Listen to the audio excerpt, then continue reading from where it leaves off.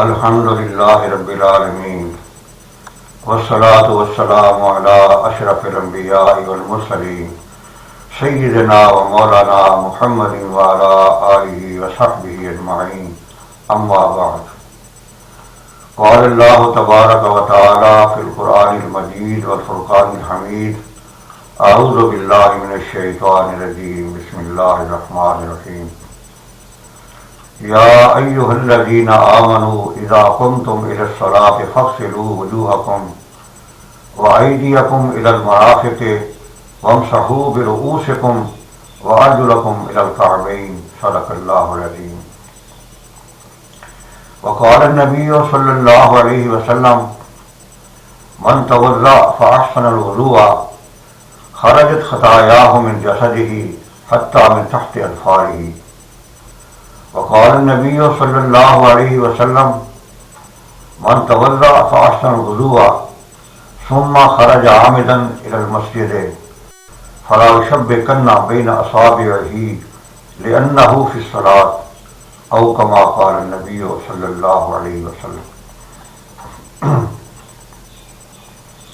ارشاد باری تعالی ہے، اے ایمان والو، جب تم نماز پڑھنے کا ارادہ کرو تو اپنے چہروں کو دھو لو اور اپنے ہاتھوں کو کوہنیوں سمیت دھو لو اور اپنے سروں کا مسح کر لو اور اپنے دونوں پاؤں ٹخنوں سمیت دھو لو۔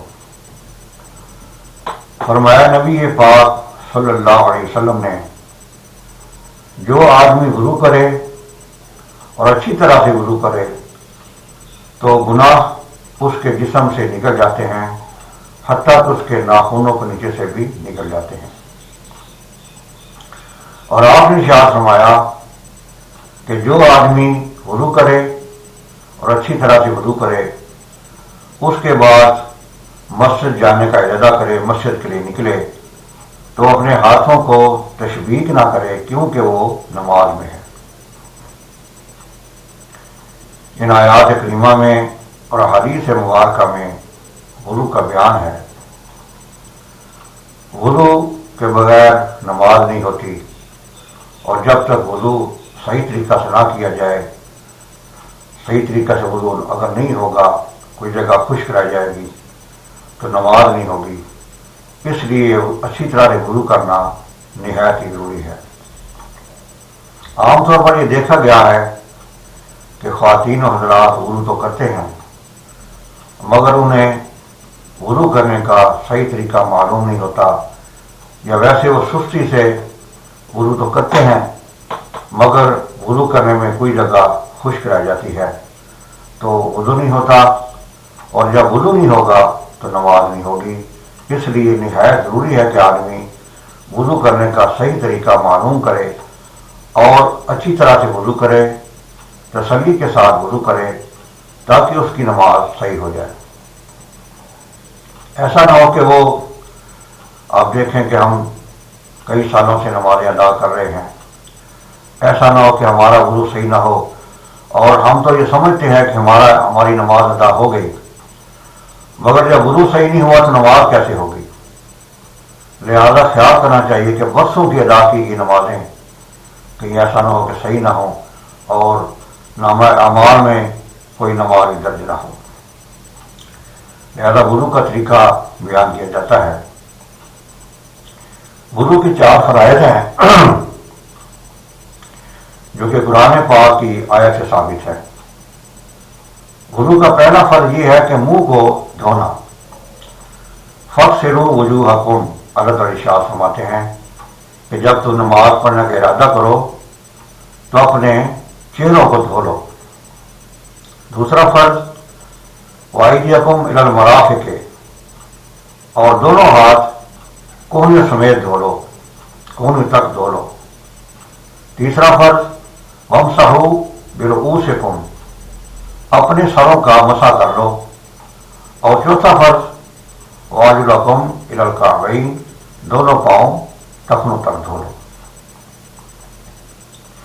یہ وضو کے 4 فرائض ہیں جو کہ قرآن پاک سے ثابت ہیں۔ سوال یہ ہے کہ چہرہ کو دھونے کی حد کیا ہے؟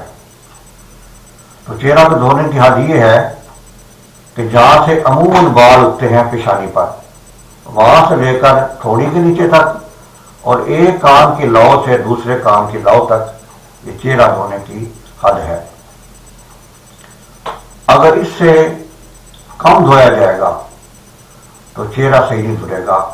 زیادہ تھوڑا سا دھل جائے تو کوئی مسئلہ نہیں، پر کم نہ دھلے، یعنی یہاں سے لے کر یہ تھوڑی کے نیچے تک اور کانوں کے ساتھ ہی نیچے، اس سے کم نہیں دھونا چاہیے۔ زیادہ دھل جائے، تھوڑا سا کان سمیت دھل جائے یا تھوڑا سا اوپر ساتھ کے اوپر دھل جائے تو کوئی مسئلہ نہیں ہے۔ دوسرا فرض یہ ہے کہ دونوں ہاتھوں کو کونیوں سمیت دھونا، یعنی یہ کونی سے تھوڑا سا اوپر اگر دھل جائے گا تو پھر یہ صحیح رہے گا، جیسے تھوڑا اوپر ہو، کم نہ ہو۔ ایسا نہ ہو کہ آدمی ہاتھوں کو دھوئے مگر کونیوں سے نیچے رہ جائے تو پھر وضو نہیں ہوگا، کون سے تھوڑے اوپر چلا جائے تو وہ صحیح ہے۔ تیسرا فرض سر کا مسح کرنا، یہ چوتھائی سر کا مسح کرنا فرض ہے، اور پورے سر کا مسح کرنا جو ہے یہ ضروری ہے۔ اور دونوں پاؤں کو ٹخنوں سمیت دھونا، ٹخنوں سے تھوڑا اوپر دھل جائے تو بہتر ہے۔ یہ نہیں کہ آدمی ٹخنوں تک دھوئے، اور یہ کہ بعض اب ایسا ہوتا ہے کہ جب ہم پاؤں دھوتے ہیں تو احتیاط سے نہیں دھوتے، بلکہ کوئی نہ کوئی جگہ اس کی خشک رہ جاتی ہے۔ اگر جگہ خشک رہ جائے گی تو وضو نہیں ہوگا، اس میں احتیاط کرنی چاہیے۔ یہ وضو کے 4 فرائض ہیں۔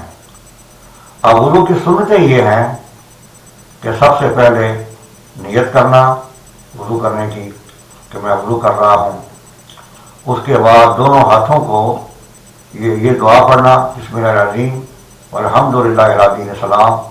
اگر یہ یاد نہ ہو تو بسم اللہ الرحمن الرحیم پڑھ لے، یعنی مستحب ہے۔ اس کے بعد دونوں ہاتھوں کو پونچوں تک دھونا، یہ پونچے جہاں سے یہ ہاتھ چلتا ہے، یہ سنت ہے۔ اس کے بعد مسواک کرنا، پھر کلی کرنا۔ مسواک کرنے کے علماء کرام نے 70 فائدے لکھے ہیں، اور سب سے جو بہترین فائدہ یہ ہے کہ مرتے وقت کلمہ نصیب ہو جاتا ہے۔ یہ مسواک کرنے کے فائدے ہیں۔ اب یہ پھر میں دوبارہ عرض کرتا ہوں کہ پہلے بسم اللہ الرحمن پڑھنا، پہلے نیت کرنا، بسم اللہ الرحمن پڑھنا، دونوں ہاتھوں کو پونچوں تک دھونا، اس کے بعد مسواک کرنا، پھر کلی کرنا۔ اب ایک اور رہ گیا طریقہ، وہی ہاتھ دھونے کے بعد اس میں ہاتھوں کا خلال کرنا، ایسے، یہ ہاتھوں کا خلال۔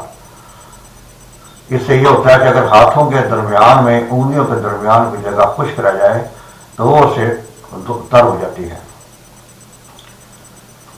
کلی کرنے کے بعد یعنی مسواک کرنا، کلی کرنا، ناک میں پانی ڈالنا، 3 بار سب ہوگا۔ ہاتھ بھی 3 بار دھوئے جائیں گے، کلی بھی 3 بار کی جائے گی، ناک میں پانی 3 بار ڈالا جائے گا۔ اس کے بعد یہ ہے کہ ہر عضو کو پیر در پیر دھونا، یعنی ایسا نہ ہو کہ آدمی منہ دھونے کے بعد، ہاتھ دھونے کے بعد باتوں میں مشغول ہو جائے اور ہاتھ خشک ہو جائے، ایسا نہیں ہونا چاہیے، بلکہ جلدی سے ہاتھ پیر در پیر یعنی وضو کرے، جلدی بھی زیادہ نہ کرے، تسلی سے کرے، مگر یعنی کہ ٹھہر نہ جائے درمیان میں، ایسا نہ ہو کہ کوئی عضو خشک ہو جائے۔ تو یہ منہ کا دھونا تو فرض ہے۔ یہ ناک میں پانی ڈالنے کے بعد داڑھی کا خلال کرنا، یہ ایسے اس طرح پر کہ پیشانی سے ایسے ہاتھ کا خلال کرنا تاکہ پانی اس میں داڑھی میں چلا جائے۔ اس کے بعد جو ہے داڑھی کا خلال کرنے کے بعد مسح تو کر لیا، اب یہ ہے کہ پاؤں دھو لیا، یہ فرض ہے۔ اس کے بعد یہ ہے کہ ہاتھوں پاؤں کا بھی انگلیوں کا خلال کرنا چاہیے۔ ایسا نہ ہو کہ اس میں انگلیاں 2 قسم کی ہیں، ایک کہتے ہیں منظمہ، ایک منفرجہ۔ منظمہ سے مراد یہ ہے کہ بعض لوگوں کے پاؤں کی انگلیاں آپس میں ایسے ملی ہوتی ہیں، ٹچ ہوتی ہیں، ان کے درمیان پانی نہیں پہنچتا۔ اس کے لیے یہ ہے کہ اس میں انگلیوں میں خلال کرنا چاہیے، انگلی ڈال کر خلال کرنا چاہیے تاکہ انگلیاں خشک نہ رہ جائیں۔ اور منفرجہ سے مراد انگلیاں سے کھلی ہوتی ہے، بعض لوگوں کے پاؤں کی انگلیاں طرف ہوتی ہیں، اس میں پانی چلا جاتا ہے، اور جن لوگوں کی انگلیاں جو ملی ہوتی ہیں اس میں پانی نہیں پہنچتا، اس لیے احتیاط کرنا چاہیے۔ بہرحال یہ وضو کے فرائض بھی بیان کیے ہیں، سنتیں بیان کی گئی ہیں۔ یہ فرائض 4 ہیں: منہ کا دھونا، دونوں ہاتھوں کو سمیت دھونا، سر کا پورے سر کا مسح کرنا، دونوں پاؤں ٹخنوں سمیت دھونا، اور سنتے ہی ہیں کہ دونوں ہاتھوں کا دھونا، اس کے بعد جو ہے مسواک کرنا، کلی کرنا، ناک میں پانی ڈالنا، ہر عضو کو 3 بار دھونا اور پیر پیر دھونا۔ اس طرح جو ہے یہ وضو کی سنتیں ہیں۔ بعض دعائیں پڑھی جاتی ہیں وضو میں، اس کا یہاں موقع نہیں ہے۔ بہرحال کوشش کرنی چاہیے کہ وضو ہر طریقہ سے صحیح ہو جائے، اس میں کوئی جگہ خشک نہ رہے، تاکہ ایسا نہ ہو کہ ہماری نماز جو نہ صحیح نہ ہو، وضو صحیح نہ ہو، نماز بھی صحیح نہیں ہوگی۔ وہ احتیاط کرنا فرض ہے۔ اللہ تعالیٰ مجھے اور آپ کو صحیح طریقہ سے وضو کرنے اور نماز پڑھنے کی توفیق عطا فرمائے، خاتمہ ایمان پر فرمائے۔ وما علینا الا البلاغ المبین۔